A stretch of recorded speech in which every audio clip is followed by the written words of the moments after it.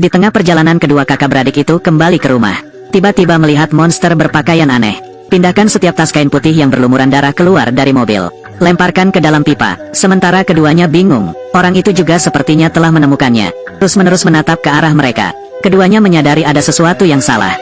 Berencana memanggil polisi. Tak disangka, orang aneh itu juga ikut-ikut. Pada saat kritis ini, ponsel mereka kembali kehabisan baterai. Saat ini, truk mulai membunyikan klakson sebagai tanda akan mogok. Terus-menerus melaju ke arah mereka. Mobil tua mereka tidak dapat memotong ekor satu sama lain. Saya hanya bisa menyaksikan kecepatannya. Sentuh beberapa kali, menyebabkan kedua kakak beradik itu panik dan berteriak keras. Namun truk besar itu tidak berniat berhenti. Setelah beberapa kontak intim, mobil itu berakselerasi dan melaju sejajar dengan mobil saudara perempuan itu. Sepertinya dia sedang mengamati situasi di dalam mobil. Akhirnya, pergi berkeliling ke bagian belakang mobil mereka. Tabrakan kuat tersebut menyebabkan mobil kedua orang tersebut kehilangan kendali. Menabrak pagar, bergegas ke rumput. Pada titik ini truk itu pergi.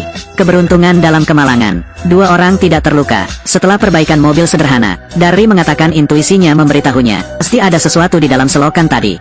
Mungkin menjadi orang baik dan melakukan perbuatan baik. Mereka juga bisa mendapatkan sejumlah uang. Tris sepertinya masih belum tenang. Dia dengan keras menentang ide buruk Darry. Setelah beberapa saat berdebat, Tris masih tidak bisa berdebat dengan adik laki-lakinya. Akhirnya kembali bersamanya ke tempat sebelumnya. Ini adalah gereja kumuh yang terasa tua. Atapnya penuh dengan burung gagak hitam. Bahkan terkadang menimbulkan suara yang melengking. Pemandangan itu sangat aneh. Dengan sangat cepat mereka menemukan saluran pembuangan itu. Jauh di dalam sehingga Anda tidak dapat melihat dasarnya, sangat gelap. Masih berbau tidak sedap. Darry sepertinya mendengar teriakan minta tolong di dalam. Dia pada dasarnya pengecut tetapi suka mengambil risiko. Bersikeras masuk untuk melihat apa yang ada di dalamnya. Tris menyuruhnya memikirkan upaya bunuh diri di film horor. Namun hal ini gagal meyakinkan Darry. Saat ini, sebenarnya ada suara yang datang dari bawah. Darry tetap masuk ke dalam. Dia mengambil senter, menyuruh adikku untuk menarik kakiku. Lalu perlahan merangkak ke dalam. Tiba-tiba beberapa tikus besar habis. Darry berjuang dalam ketakutan, menendang adiknya dari belakang. Begitu saja, dia langsung meluncur ke bawah pipa. Akhirnya terjatuh dengan keras ke tanah. Untungnya tidak ada yang serius. Darry berdiri dan melihat sekeliling. Sebuah tas kain putih menarik perhatiannya. Dia dengan penasaran berjalan untuk memeriksa. Saya menendang kaki saya 2 kali tetapi tidak melihat reaksi apapun. Tiba-tiba ada tangan yang meraih pergelangan kakinya. Dia sangat ketakutan, buru-buru berjuang, tapi saya melihat orang-orang bergerak ke dalam. Dia tetap segera membuka karungnya. Di dalamnya ada seorang pemuda berwajah pucat. Dia memberi isyarat kepada Darry untuk membuka tas di perutnya. Dan saat ini pemandangan yang mengerikan muncul. Ternyata organ dalam pria itu telah diambil. Puluhan jahitan kawat rami dari dada hingga perut. Pemuda itu sepertinya ingin memberitahu sesuatu pada Darry. Tapi dia tidak bisa mengeluarkan suara sama sekali. Akhirnya berhenti bernapas. Saat ini, saudari di atas dengan cemas bertanya tentang situasi Darry. Darry menyuruhnya segera mencari bantuan. Saya harus memikirkan cara untuk keluar dan berbicara nanti. Pada saat yang sama, saya memberitahu saudara perempuan saya jika truk itu kembali. Segera berteriak keras untuk mengingatkannya. Darry mulai memegang senter dan melihat sekeliling. Di sekelilingnya ada karung jenazah berwarna putih. Terus melangkah. Penemuan di sini tampaknya merupakan sebuah laboratorium raksasa. Banyak jenis mesin dan ramuan ditempatkan di dalamnya. Dan ketika dia mengikat tali tebal itu, beberapa tetes cairan menetes dari atas. Dia melihat ke langit-langit. Di atas ada ratusan jenazah besar dan kecil. Hal ini membuat Darry membeku. Yang tidak dia duga adalah mayat 2 teman sekelas yang sudah lama hilang juga ada di sana. Segala sesuatu di sini sangat buruk. Tris berada di luar mencari bantuan tetapi tidak berhasil. Tiba-tiba melihat truk melaju kembali. Dia segera masuk ke dalam mobil dan bersiap untuk pergi. Namun pada saat kritis mesin tidak dapat dihidupkan. Sambil digantung pada seutas benang, dia menemukan itu bukan truk itu. Tris belum pulih. Lalu tiba-tiba sesosok muncul di pintu mobil. Tris berteriak ketakutan. Ternyata adiknya sudah kembali. Keduanya kemudian pergi dari gereja. Dalam perjalanan Darry seperti kehilangan jiwanya. Tertegun dan tidak berbicara. Pemandangan mengerikan itu masih melekat di benaknya. Keduanya pergi ke pompa bensin dan bersiap memanggil polisi.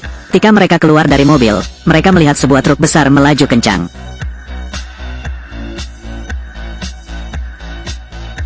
Mereka panik dan langsung lari ke dalam rumah untuk meminta pertolongan. Tapi semua orang memandang mereka dengan mata penasaran. Hal ini membuat Tris berteriak keras. Beritahu pelayan untuk segera memanggil polisi. Sementara mereka berdua menunggu, tiba-tiba telepon di sebelahku berdering. Darry menjawab teleponnya. Pihak lainnya adalah seorang bibi, dan mengetahui semua yang telah mereka lalui. Katanya tempat yang mereka datangi disebut rumah sakit. Itu sarang goblin. Di dalamnya ada semua makanannya. Begitu Anda masuk, akan ada aroma Anda di dalamnya. Dan kebetulan baumu adalah bau yang disukainya. Goblin akan mengikuti aroma tersebut untuk menemukan Anda. Yang harus Anda lakukan sekarang adalah berlari dengan cepat. Darry sama sekali tidak percaya dengan apa yang dikatakan orang lain. Dengan marah menutup telepon. Tak lama kemudian, polisi pun datang. Mereka menanyakan semua yang terjadi. Kedua saudara perempuan itu menceritakan apa yang mereka lihat. Setidaknya ada 500 hingga 600 jenazah yang disembunyikan di dalam pipa itu, kata Darry. Namun polisi tidak mempercayainya. Saat ini pelayan menyela pembicaraan mereka. Ternyata mereka baru saja berbicara. Mobil kedua kakak beradik itu terbalik. Saksi mengatakan melihat ada yang mencium bau baju kotor tersebut. Terlihat sangat puas. Dan ketika Darry mengemasi pakaiannya, diketahui sidik jari pelaku ada di handle kendaraan. Ini mereka harus kembali ke kantor polisi bersama-sama untuk diambil sidik jarinya.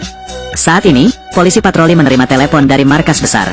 Mengatakan itu ketika dia pergi ke gereja untuk menyelidiki.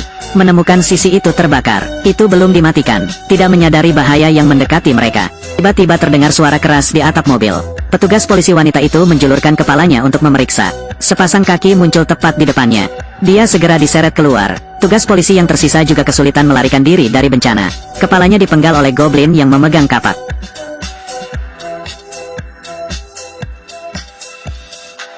Lalu melemparkannya ke mobil saudara perempuannya. Tris tiba-tiba mengerem karena panik. Dua orang turun dari mobil untuk memeriksa situasi. Lihatlah noda darah di atap mobil. Darry merasa tidak enak dan segera menyuruh adiknya untuk segera kembali ke mobil. Tapi Tris ingin mengklarifikasi apa yang terjadi. Yang tidak dia duga adalah kepala polisi tadi muncul di tanah. Saat itu, pintu mobil tiba-tiba terbuka. Seorang pria perlahan keluar dari mobil. Dia mengangkat kepalanya untuk mencium aromanya. Lalu gigit. Terakhir, ada ciuman Perancis dengan kepala. Kedua orang itu langsung kebingungan. Cepat pergi dari tempat kejadian. Setelah beberapa saat berlari dengan kecepatan tinggi, keduanya tiba di depan sebuah rumah. Mereka mencoba meminjam telepon untuk menelepon polisi. Tapi wanita tua yang tinggal di sini sendirian mengatakan dia tidak punya telepon. Suruh mereka segera pergi dari sini. Kucingnya tidak menyukai orang asing. Tiba-tiba semua lampu di sini padam. Jadi para goblin juga datang ke tempat ini. Kedua saudara perempuan itu belum sempat bereaksi. Wanita tua itu mengambil pistolnya dan keluar. Dan memaksanya meninggalkan daerahnya. Tapi si goblin tidak memperhatikannya. Wanita tua itu juga marah dan menembak 2 kali. Namun tidak mencapai sasaran. Goblin itu terbang langsung ke dalam rumah. Suara mengeong kucing terdengar di dalam. Wanita tua itu mengkhawatirkan kucing itu dan ingin masuk ke dalam. Kedua saudara perempuan itu mencoba yang terbaik untuk menghentikannya. Tapi dia tidak mendengarkan, bahkan menendang Darry, lalu buru-buru masuk ke dalam rumah. Saat serangkaian suara tembakan terdengar, ruangan menjadi sunyi lagi. Wanita tua itu berjalan ke jendela. Ternyata si Ogre sedang mencekik wanita tua yang berjalan ke depan. Ia menyeringai pada mereka berdua. Kedua saudara perempuan itu ketakutan dan segera berlari kembali ke mobil. Bersiaplah untuk meninggalkan tempat ini. Kemudian si goblin tiba-tiba melompat dari langit dan mendarat di atas mobil. Tris segera berakselerasi menjadi mundur. Peri itu dengan mudah mendarat dengan backflip. Itu bola balik, sepertinya sedang mengamati 2 orang di dalam mobil. Kedua saudara perempuan itu ingin mempertaruhkan nyawa mereka demi hal itu. Tris mempercepat dan bergegas maju. Goblin itu dengan mudah mengelak dengan lompatan ringan. Tris menyesuaikan lagi, injak pedal gas dengan kuat dan mundur. Tapi itu masih bisa dihindari. Kali ini, Tris memanfaatkannya untuk berjalan menuju mereka berdua. Tingkatkan tenaga kuda hingga maksimal. Akhirnya menjatuhkan si goblin.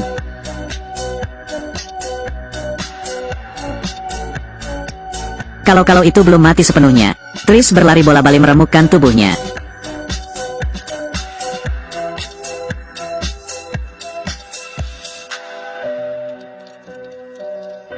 Tapi yang tidak disangka keduanya adalah elf itu tiba-tiba melebarkan sayapnya. Setelah beberapa ketukan, segera tidak bergerak. Kali ini keduanya benar-benar bingung. Monster macam apa ini? Keduanya merasa tempat ini tidak cocok untuk tinggal lama. Segera pergi. Setelah ngebut ke kantor polisi, mereka menelepon ke rumah untuk melapor dengan selamat. Saat itu seorang wanita datang. Dia menyebutkan nama lengkapnya dan ingin mencari Darry. Ternyata dialah yang menelepon Darry tadi. Dia adalah seorang paranormal. Baru-baru ini dia melihat semua yang terjadi pada Darry dalam mimpi. Dia memberitahu Darry, ini monster dari dunia gelap. Setiap 23 tahun ia keluar mencari makanan di musim semi. Durasi 1 kali pemberian makan adalah 23 hari. Ia memakan apapun yang bergizi. Tidak peduli seberapa serius cederanya. Bisa juga sembuh jika bagian yang sama dimakan. dan mangsa yang diincarnya, maka itu harus sama. Pada saat ini, truk besar di luar juga melaju. Peri itu terhuyung menuju pintu belakang kantor polisi. Serentak, semua lampu di kantor polisi tiba-tiba padam. Sheriff menyalakan lampu darurat. Untuk menghindari melarikan diri, polisi mulai memeriksa situasi setiap sel. Saat melihat dua kamar terakhir, kedua tahanan itu memandang ke samping dengan ngeri. Polisi memeriksa sel terakhir. Goblin telah menggerogoti seorang tahanan. Polisi yang panik melepaskan tembakan terus-menerus, tapi masih kehilangan nyawanya di tangan para goblin. Saat ini, kepala stasiun menerima panggilan telepon dari sel penjara. Mereka diserang oleh makhluk tak dikenal.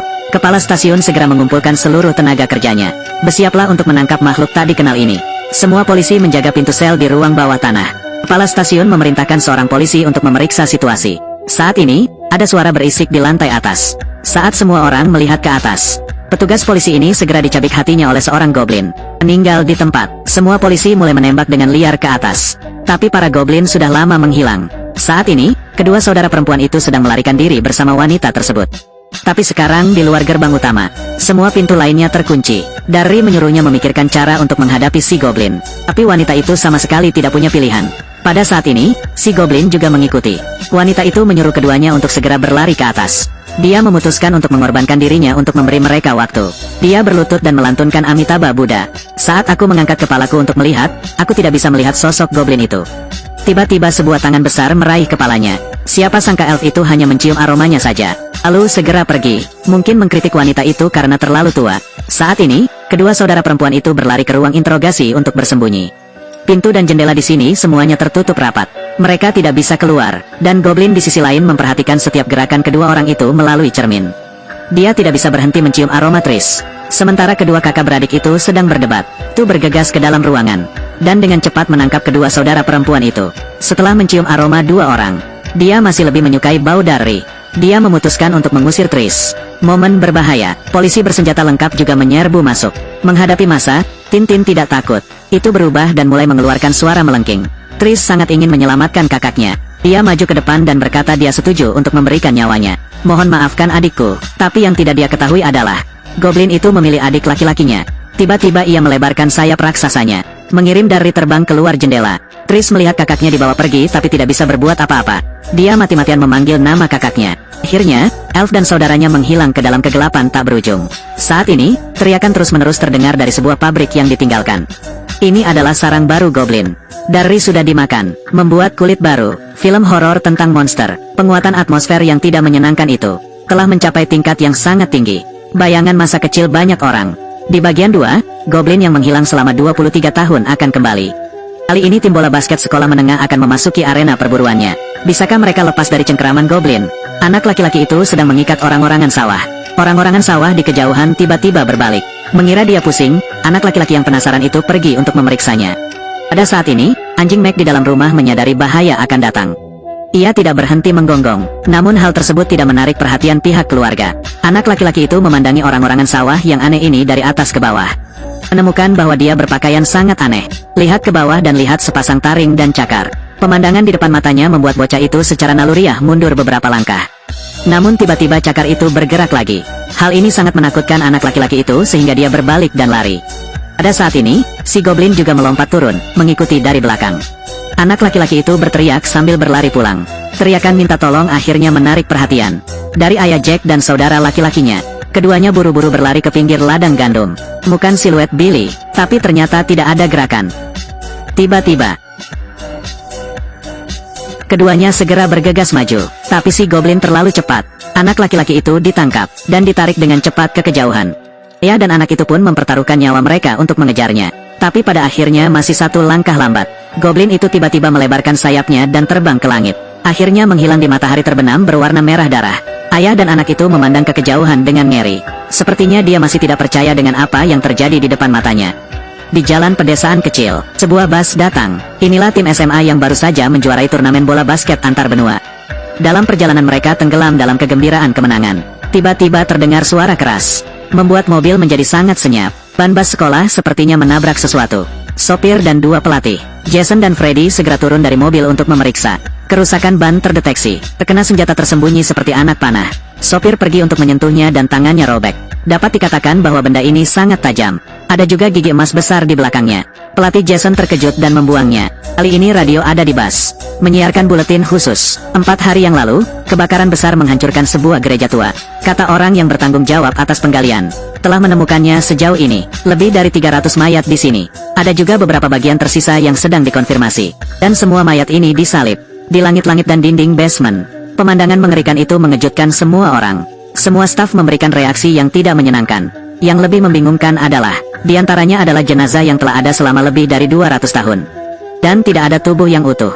Semua orang mendengarkan dengan penuh perhatian berita mengejutkan ini. Saat ini, pengemudi masuk ke dalam mobil dan mulai meminta bantuan. Kini mereka hanya bisa menunggu bantuan untuk saat ini.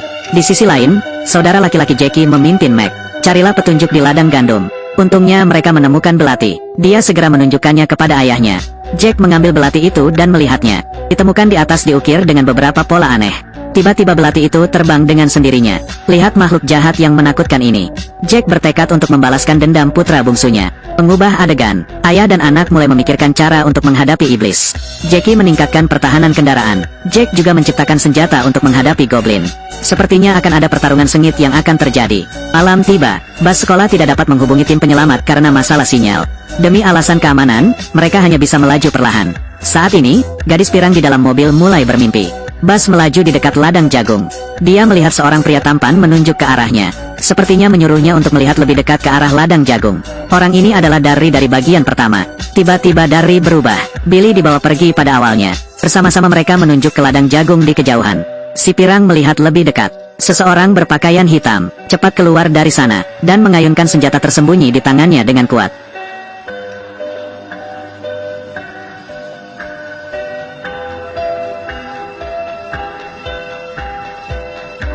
Suara keras terdengar, dan gadis pirang itu terkejut saat bangun. Semua orang juga ketakutan dengan situasi yang tidak terduga ini. Gadis pirang itu sedang berpikir keras. Melihat situasi ini, sopir menyuruh pelatih Jason untuk keluar dan meluncurkan tongkat pendar. Siswa lain harus turun dari bus dan menunggu di pinggir jalan. Untuk menghindari tertabrak mobil di jalan raya, pengemudi keluar dari mobil untuk memeriksa ban. Ditemukan di belakang kemudi, ada aura misterius seperti pagi hari. Semuanya perhatikan baik-baik gambar di atas. Yang ini terbuat dari kulit pusar Darry. Pengemudi dan pelatih Freddy mengenalinya. Ini tidak sederhana. Sepertinya seseorang sengaja mencoba membuat masalah dengan mereka. Keduanya mendiskusikan apa yang harus dilakukan. Tiba-tiba, pelatih Jason di kejauhan menghilang. Hanya menyisakan jeritan menyedihkan dan tongkat sinyal terjatuh. Semua orang menoleh untuk terlihat bingung. Mulai menelepon pelatih Jason. Mereka tidak mengetahui seberapa parah permasalahannya. Tidak tahu sesuatu yang lebih menakutkan akan terjadi. Pelatih Freddy berhati-hati, suruh semua orang masuk ke mobil dan menunggu. Sopir dan dia terus menggunakan tongkat sinyal, mencari pelatih Jason. Namun detik berikutnya, pengemudi pun berteriak, lalu menghilang tanpa jejak. Kali ini semua orang panik. Freddy ketakutan dan menggedor pintu mobil. Berlari ke dalam mobil dan bertanya apa yang terjadi sekarang. Seorang siswa mengatakan dia melihat pengemudinya terbang begitu saja. Pelatih Freddy sama sekali tidak mempercayai hal ini. Dia menyuruh semua orang untuk duduk. Aku akan keluar dan mencari mereka berdua. Pada saat itu, tiba-tiba ada sepasang kaki yang memegang bahunya. Para siswa di bus ketakutan. Beruntung, ada beberapa siswa pemberani yang datang menghentikannya. Tapi goblin sangat kuat. Pelatih Freddy masih dibawa pergi. Semua orang segera menutup semua pintu. Sekarang mereka tidak tahu harus berbuat apa. Takutan meliputi semua orang. Mereka seperti anak domba yang menunggu daging. Tanpa daya melihat keluar mobil. Setelah semua orang tenang, siswa laki-laki berkacamata mencoba meminta bantuan. Yang lain mencari barang berguna di dalam mobil. Pada akhirnya, hanya senjata sinyal dan beberapa tombak yang ditemukan. Saat ini kapten menunjuk ke arah peternakan di kejauhan. Dia menyarankan semua orang untuk keluar dari mobil dan lari ke peternakan untuk berlindung. Tetapi pria kulit hitam itu berpikir semua orang harus tetap berada di dalam mobil dan menunggu bantuan. Sementara semua orang berdebat sengit. Gadis pirang itu melihat pemandangan menakutkan di luar. Dia mundur karena ketakutan. Semua orang mengikuti matanya. Ternyata si goblin sudah lama menunggu di luar pintu. Semua orang panik dan segera kembali ke tempat duduknya masing-masing untuk bersembunyi. Tiba-tiba si goblin mendekati jendela mobil. Lihatlah situasi di dalam mobil. Gunakan indera penciuman khusus Anda untuk mengendus siswa di bus. Kemudian naik ke atap mobil dan menghilang. Saat ini semua orang sedang memikirkan apa yang harus dilakukan. Tiba-tiba si goblin menjulurkan kepalanya untuk melihat semua orang. Semua orang ketakutan dan berlari ke depan mobil. Goblin itu menatap mereka beberapa kali, lalu memberi isyarat kepada orang yang berdiri di depan untuk menjauh. Ternyata ia memilih makanan kesukaannya.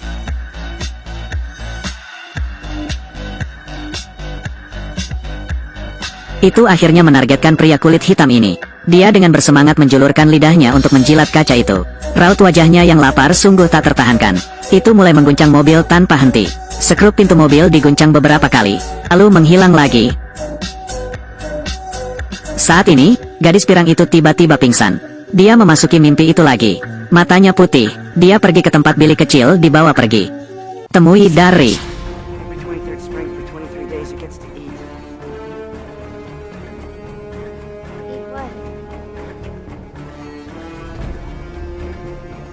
What? Yes. Setelah sadar kembali, dia memberitahu semua orang. Di luar adalah Goblin. Ini adalah memilih target di antara orang-orang. Ia akan bergantung pada ketakutan masyarakat untuk menentukan mangsanya. Orang yang dipilih pasti tidak bisa melarikan diri. Tapi ada satu hal, ia hanya berburu selama 23 hari. Hari ini adalah hari terakhir. Setelah malam ini, ia akan kembali ke sarangnya untuk beristirahat. Mendengar hal tersebut, siswa laki-laki berkacamata tersebut terus memegang walkie-talkie untuk meminta bantuan dari luar. Kali ini Jack menggandeng putra sulungnya Jackie. Keluarlah dan carilah Goblin. Mereka melihat sebuah mobil mogok diparkir di pinggir jalan. Sepertinya dia diserang oleh Goblin. Tiba-tiba, radio memancarkan suara seorang siswa laki-laki berkacamata yang meminta bantuan. Jack menyuruh siswa laki-laki itu untuk tidak terlalu bersemangat. Dia akan segera ke sana. Mendengar seseorang datang, semua orang sangat senang. Saya pikir saya akan diselamatkan. Namun mereka masih terlalu kekanak-kanakan. Pada saat ini, si Goblin tiba-tiba muncul di belakang mobil. Ada apa? Tapi anak-anak ini sangat bahagia. Itu menembus atap mobil. Pria berkacamata itu ingin menanyakan sesuatu. Melihat teman sekelasmu dalam bahaya, semua orang berlari untuk menariknya kembali. Pacar sang kapten, Anna sangat pemberani. Melihat pria berkacamata hendak diseret keluar, dia memegang tombak dan menusukkannya ke atap mobil, menabrak tubuh Goblin. Namun luka kecil ini tidak membuatnya melepaskannya. Lalu Anna menikamnya lagi. Saat itulah si Goblin melepaskan tangannya. Ternyata tombak itu telah menembus otak si Goblin. Ia menggunakan seluruh kekuatannya untuk menarik tetapi tidak dapat mencabut tombaknya. Saya pasti merobek setengah kepala. Peri itu kehilangan separuh kepalanya. Tiba-tiba melebarkan sayapnya dan terbang ke udara. Semua orang hanya menghela nafas lega. Goblin itu bergegas turun dari langit lagi. Gravitasi dikombinasikan dengan kecepatan menyebabkan seluruh jendela mobil runtuh. Hancur dalam sekejap, bagian tengah mobil juga tertusuk. Semua orang ingin segera melarikan diri, tapi tidak bisa membuka pintu mobil. Pada saat ini, separuh sayap Goblin tiba-tiba jatuh. Semua orang mengira Goblin itu sudah mati. Mulai berjalan ke depan mobil rally. Seorang anak laki-laki yang ingin mati memegang sayapnya dan bermain.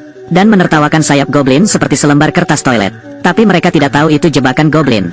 Itu menutupi dia dengan sayapnya. Dua teman sekelasnya ingin menyelamatkannya. Tapi tarik satu tembakan ke bawah. Adalah tubuh tanpa kepala pria itu. Goblin memenggal kepalanya. Pertama, ia merobek kepalanya dan membuangnya. Lalu letakkan kepala pria itu ke badannya. Sekarang telah terlahir kembali, terbang lagi. Saat ini, Kapten menggunakan batang besi untuk membuka pintu mobil. Dan diberi dua pilihan. Salah satunya adalah orang yang dipilih oleh si Goblin.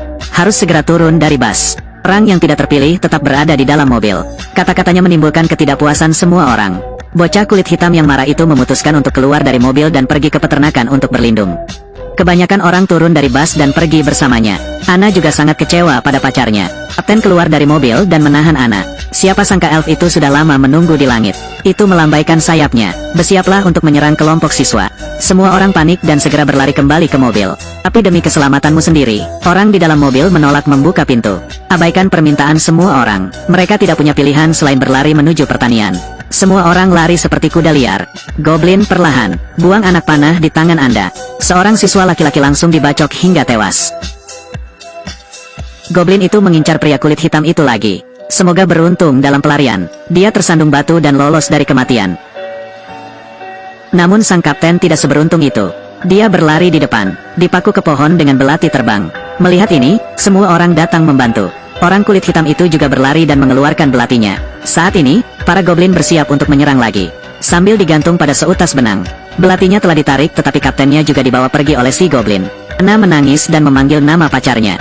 Menyaksikannya menghilang di malam hari. Saat ini, Jack dan ayahnya juga tiba di dekatnya. Temui gadis pirang yang melarikan diri. Mereka memintanya untuk memimpin. Dan sekarang ada dua orang yang bersembunyi di dalam bus. Seorang siswa laki-laki berkacamata melompat dari atap mobil. Dia bertanya kepada keduanya mengapa mereka tidak membuka pintu mobil lebih awal.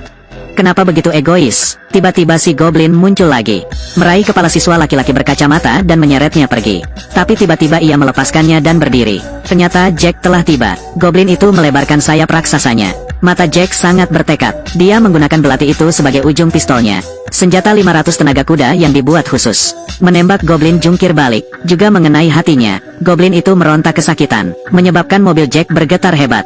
Goblin saat ini seperti layang-layang yang tertiup angin. Setelah keluar dari pistol, talinya dengan cepat memantul kembali, sambil digantung pada seutas benang. Ujung belati itu terbang kembali ke kursi pengemudi mobil. Untung saja hanya mengenai baju Jackie. Segera para goblin bersiap untuk menyerang lagi. Jack juga memasukkan senjatanya. Melihat goblin itu terbang dengan cepat, Jack melepaskan satu tembakan. Goblin itu terbang beberapa puluh meter jauhnya karena inersia. Tapi segera, tali pistol dengan cepat ditarik kembali. Peri itu membubung ke langit, ditarik oleh kekuatan yang begitu kuat. Bas sekolah ditarik terbalik dalam sekejap mata. Gerobak buatan Jack pun tak luput. Untungnya, para goblin dapat diusir untuk sementara. Sisi lain, orang kulit hitam dan orang lain menemukan sebuah mobil. Ketika mereka hendak masuk ke dalam mobil, kemudian goblin yang terluka itu terbang lagi. Dia bersiap datang ke sini untuk makan apapun yang bergizi. Ketiga orang itu segera menyalakan mobilnya. Hadapi goblin yang mengerikan, orang kulit hitam itu mengangkat pistol sinyal. Tembakan-tembakan pertama. Tapi tingkat kerusakan ini sama sekali tidak berguna. Saat ini pengemudi mendapat ide. Pertama, dorong Anna keluar, lalu tiba-tiba mengerem dan bertabrakan dengan si goblin.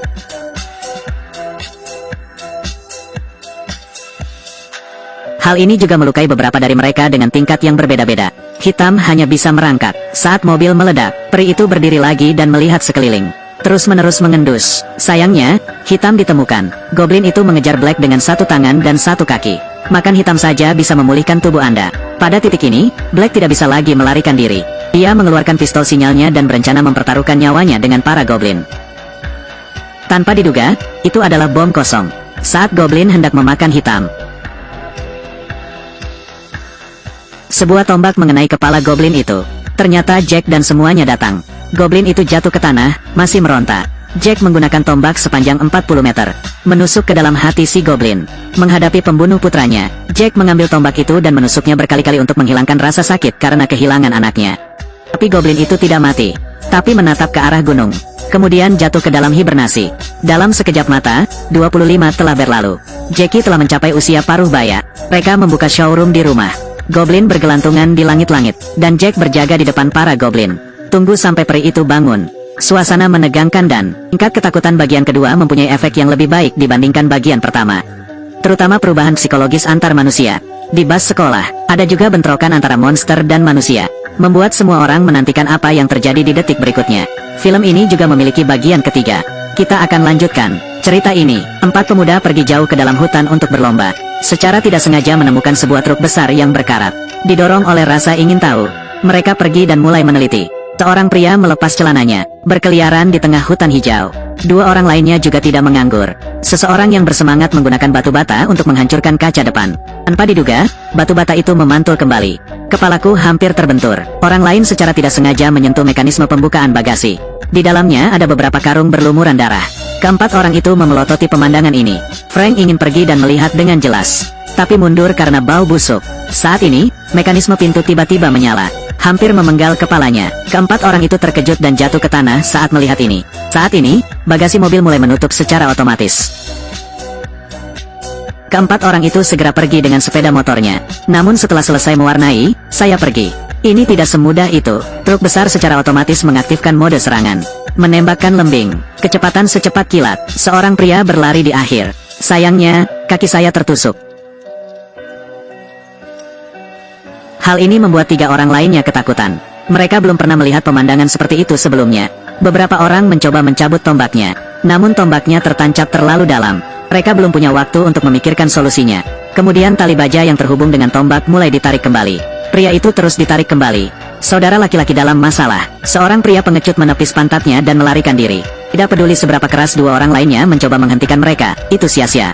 Pria itu ditarik ke belakang dan tertancap kuat di bagasi truk. Saat ini sesosok mayat jatuh dari langit. Ternyata pemilik truk besar tersebut adalah seorang goblin yang telah kembali. Melihat goblin melebarkan sayapnya, mereka bertiga sangat ketakutan hingga membeku. Dua lainnya tidak punya pilihan selain meninggalkan saudaranya. 随风奔跑，自由是方向，追逐雷和闪电的力量。 Peri itu melompat turun dan membuka bagasi. Keluarkan lembing raja, bidik tepat sasaran. Melemparkan tembakan, kedua orang yang melarikan diri itu langsung tertusuk-tusuk daging. Saya harus mengatakan bahwa goblin ini terlalu kuat. Setelah memproses semuanya, goblin bersiap untuk pergi mencari target berikutnya. Tapi tiba-tiba tercium bau yang aneh. Ia membungkuk untuk memeriksa baunya. Ditemukan urin. Hal ini membuatnya sangat marah. Pada saat ini, lelaki itu meninggalkan saudara-saudaranya dan pergi. Ketika dia hendak mencapai pinggir jalan untuk meminta bantuan, lalu si goblin tiba-tiba muncul, membawanya langsung ke udara. Di akhir musim pertama, setelah menangkap Darry, goblin itu menghilang ke langit malam, dan truknya ditinggalkan di gerbang kantor polisi. Kelompok FBI ini tidak sengaja membuka pintu mobil. Banyak mayat ditemukan di dalam mobil. Saat polisi datang untuk memeriksa, menyentuh organ yang salah hampir membuat Anda kehilangan nyawa. Ternyata mobil ini penuh dengan jebakan. Cukup masukkan jangkauan perburuannya. Ini secara otomatis akan mengaktifkan agensi. Saat ini, beberapa mobil polisi datang dari jauh. Pria yang turun dari mobil itu bernama David dan merupakan agen CIA. Karena 23 tahun yang lalu dia bertemu dengan seorang goblin sekali. Harus menerima perintah untuk menyelidiki masalah ini. David baru saja menanyakan situasi kasus tersebut kepada Kapolri. Lalu truk itu tiba-tiba melesat. Hampir merenggut nyawa David. Semua orang takut. Kemudian lembing itu dengan cepat memantul kembali. David merasa tidak ada penundaan. Segera menyuruh Kapolsek untuk membawanya melihat TKP. Kapolres mengatakan, penyerangan ini memakan korban jiwa 3 petugas polisi dan 1 narapidana. Belum selesai berbicara, kemudian seseorang melaporkan bahwa truk tersebut telah ditarik oleh truk derek yang dipanggil oleh sheriff. David memarahi dengan marah, mengatakan bahwa goblin itu pasti akan kembali untuk mengambil mobilnya. Dan mobil ini sangat berbahaya. Mengapa menyeretnya? Sekarang kita harus segera mengejarnya. Pada saat yang sama, sopir truk derek dan seorang polisi wanita sedang menarik truk ke pusat penahanan. Tapi tidak tahu bahayanya mendekat. Baru saja mendengar suara keras. Truk besar itu perlahan meluncur ke bawah. Keduanya segera menghentikan mobilnya untuk memeriksa situasi. Hanya melihat goblin berdiri di atas truk besar, pergi dengan santai. Namun pengemudi truk derek belum pernah menyaksikan pemandangan tersebut. Kualitas psikologis terlalu buruk. Saya sangat takut hingga saya membeku di tempat. Goblin itu telah merasakan ketakutannya. Itu bau yang paling dia sukai. Saat itu truk tersebut berbalik arah. Polisi wanita itu melihat sekeliling. Tiba-tiba si goblin bergegas turun dari langit dan memegang erat pengemudi truk derek. Melihat seorang petugas polisi wanita menodongkan pistol ke arahnya, dia menggunakan bahasa isyarat untuk memberitahu petugas polisi wanita tersebut agar tidak khawatir tentang masalah kecil. Kemudian pengemudinya menghilang tanpa jejak. Truk itu juga menghilang. Mengubah adegan. Pagi yang berkabut. Seorang wanita melihat ke kejauhan. Sesosok tubuh di kejauhan terus melambai padanya. Orang ini adalah putranya. Dia dibunuh oleh goblin 23 tahun yang lalu. Semua karena rasa penasarannya. Dia menyaksikan seluruh proses para goblin membunuh orang malam itu. Bahkan mengangkat tangan goblin di pinggir jalan. Sekarang si goblin hendak kembali dan meraih tangannya. Manusia di sekitar akan menjadi sasaran perburuannya. Ia menasihati ibunya agar segera pindah dari tempat ini. Kalau tidak, dia dan keponakannya Jenny akan menghadapi bencana. Saat ini Jenny sedang memandangi neneknya dari kejauhan. Dia selalu merasa neneknya tidak normal. Awalnya saya ingin meminta uang padanya untuk membeli makanan untuk kudanya. Tapi dia bilang tabungannya hilang. Lalu nenek memberitahunya, pergi ke rumah sahabatku Grace untuk tinggal selama beberapa hari. Sebenarnya ingin menghadapi sendiri kedatangan goblin itu. Di sisi lain, David mengumpulkan tim penjaga. Mereka diorganisir dari orang-orang biasa seperti pemilik pertanian dan petani. Karena keluarga mereka semuanya dibunuh oleh goblin. Mereka ingin membalas dendam. Saat ini, Kapten Mike dari tim penjaga tiba. Dia membawa meriam Vulcan yang lebih baik. Ukuran amunisi senjata ini adalah 20 mm. Dan dapat menembakkan 6.000 peluru per menit. Dia bersumpah untuk membuat para goblin membayar hutang mereka dengan darah. Di sisi lain, wanita itu mendatangi tempat tangannya dikuburkan. Dia mengabaikan nasihat putranya, menggali tangan si goblin, lalu letakkan di atas meja. Tangan yang diamputasi masih gemetar tanpa henti. Wanita itu mengulurkan tangannya, putuskan untuk melakukan kontak dekat dengan orang yang diamputasi. Orang yang diamputasi meraih tangannya. Dia berteriak kesakitan. Saat ini, tubuhnya juga terbang ke udara tak terkendali. Matanya tiba-tiba menjadi putih. Tubuh mulai mengejang terus-menerus. Tampaknya menjalin hubungan dengan para goblin. Di sisi lain, Jenny tidak sedang mencari sahabatnya, tapi bersama pacarnya membawa rumput ke peternakan kuda. Namun di sini saya menemukan sesuatu yang tidak biasa. Semua kuda berlari dari dalam keluar. Dia keluar dari mobil dan melihat sekeliling. Pemilik peternakan kuda bersembunyi di bawah mobil. Sepertinya terjadi sesuatu pada terorisme. Dia menyuruh Budi segera meninggalkan tempat ini dan melapor ke polisi. Melihat pemilik peternakan begitu khawatir, dia hanya bisa mengikuti. Saat ini Jenny juga melihat pegawai tersebut bersembunyi di bawah mobil. Budi berbalik dan bersiap untuk pergi, tapi tidak bisa menyalakan mobil. Dia memutuskan untuk menelepon pemilik peternakan untuk mengklarifikasi situasinya. Kata pemilik peternakan, ada tamu tak diundang di sini. Kuda-kuda ketakutan, dan seorang pekerja juga ditangkap oleh monster terbang. Tiba-tiba seseorang dengan wajah berlumuran darah berlari menuju pintu mobil sambil meminta pertolongan. Keduanya melihat sekeliling dengan ketakutan. Goblin di belakang mobil mereka membalikkan kapal tanker tersebut dan mencekik seseorang. Tiba-tiba si Goblin melihat ke arah sini. Keduanya segera melarikan diri. Ketika mereka melihat ke atas lagi, mereka menemukan bahwa Goblin itu telah hilang. Sobat mencoba menghidupkan kembali mobilnya. Pada saat ini, Goblin itu terbang turun dari langit lagi. Ia mulai mengamati dan mencium kedua orang itu. Melihat Budi dengan wajah berbintik-bintik sepertinya bukan hal yang menyenangkan. Mencondongkan tubuh untuk melihat Jenny. Akhirnya langsung melompat ke samping Jenny. Kemudian gunakan hidung Anda yang baik untuk mencium dan memastikan lagi. Setelah konfirmasi selesai, ia meraung keras, memecahkan jendela mobil. Lalu memecahkan kacanya. Gunakan seluruh kekuatanmu untuk membalikkan mobil. Dan melebarkan sayapku untuk membawa pergi Jenny.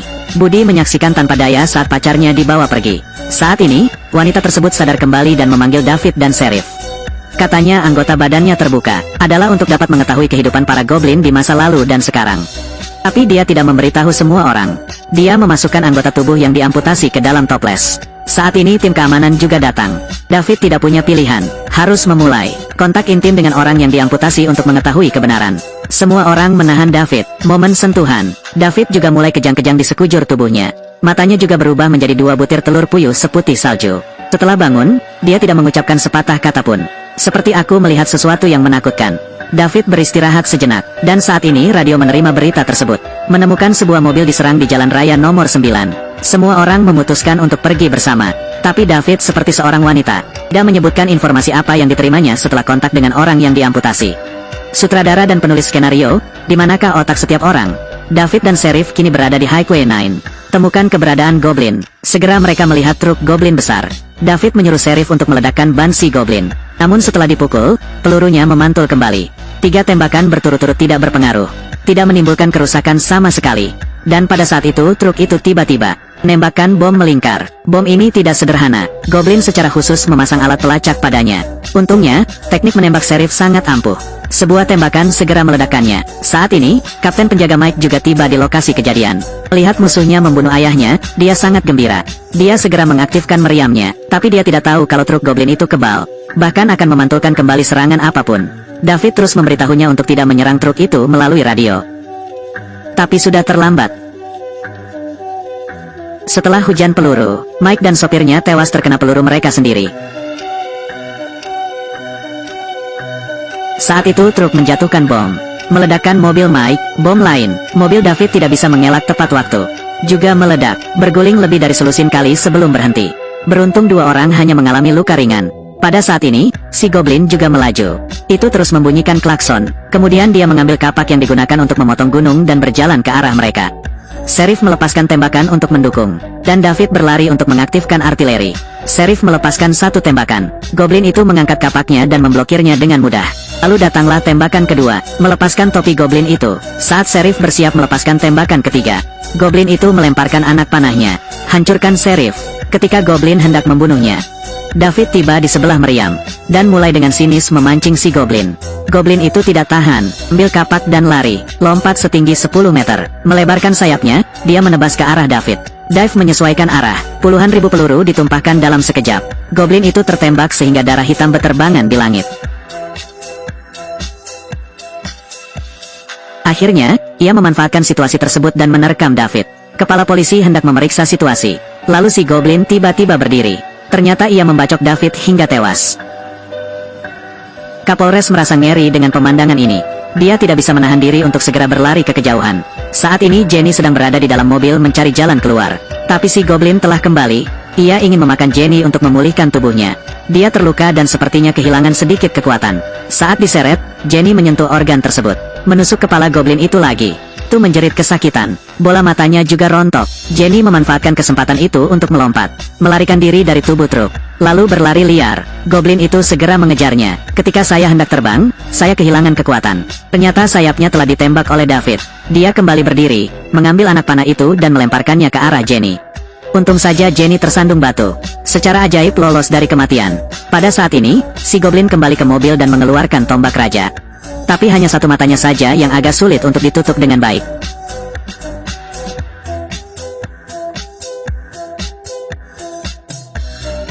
Akhirnya, tembakannya meleset seperti yang diharapkan.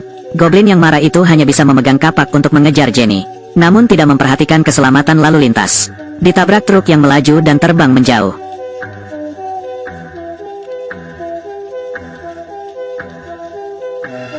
Jenny pun memanfaatkan kesempatan itu untuk kabur dengan lancar. Sopir truk keluar untuk memeriksa situasi.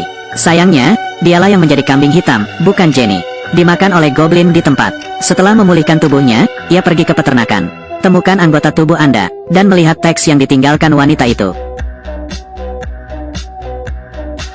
Goblin yang marah itu merobek anggota tubuhnya yang diamputasi. Dan berteriak dengan marah. Dari sudut pandangku, goblin itu mungkin marah karena orang-orang ini melarangnya makan daging. Jadi saya tidak ingin membuang waktu. Memaksa orang untuk mengetahui asal-usulnya. Budi membawa wanita itu untuk mencari Jenny. Keesokan harinya, Jenny mengantar Budi turun dengan bus sekolah. Inilah yang terjadi di bus sekolah di bagian kedua. Siapapun yang tertarik dapat meninjaunya. Di akhir film, Tris dari bagian pertama juga muncul. Sekarang dia berdedikasi untuk menghancurkan makhluk jahat. Batas waktu 23 tahun semakin dekat. Saat goblin itu muncul kembali, dia ingin memberantasnya sepenuhnya. Balas dendam untuk saudaranya Darry. IQ keseluruhan sutradara dan penulis skenario di bagian ketiga kurang bagus. Casting juga sewenang-wenang, menyebabkan sequel ini mendapat banyak ulasan buruk. Setelah 5 tahun, bagian keempat dari Cannibal yang mengejutkan akan segera dirilis. Film ini adalah rebootnya, ganti seluruh pemain. Semoga saja sutradara dan penulis skenarionya tidak mengecewakan penonton lagi. Sampai jumpa lagi semuanya.